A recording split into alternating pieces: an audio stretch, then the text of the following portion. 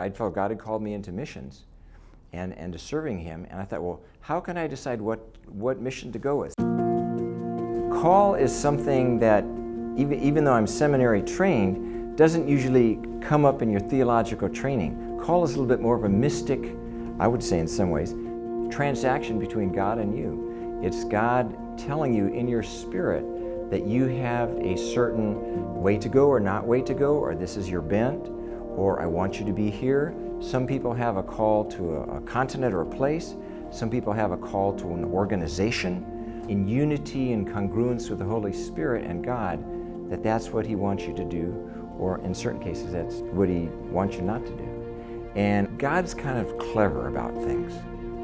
I was in the Philippines in a Muslim area, and some guys had asked me to teach English in their secondary school, and you can use the Bible as your textbook. And I thought, wow, I've taught English for 3-4 years in Kenya. I know how to do that. I've taught English as a second language before.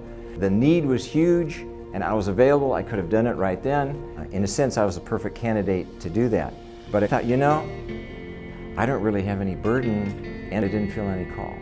And I prayed about it, and I prayed about it, and I said, well, I just didn't have a peace about doing that, but I felt a peace about what I was doing. He said, well, really, I'm supposed to be helping people for God's kingdom is the thing that God called me to do, and that I wanted to do, and I felt was the best investment of my life, and later going on to Africa. So that's when I realized that there's a difference between call and need, and how to tell the difference between a burden and just a great idea or something that sounds like fun or adventuresome or something like that. I have lots of things that I'm interested in. I have a degree in zoology. I was interested in that. I have a degree in nursing. I was interested in that. I have a teaching credential. I have 2 degrees in theology. I'm interested in all kinds of different sorts of things.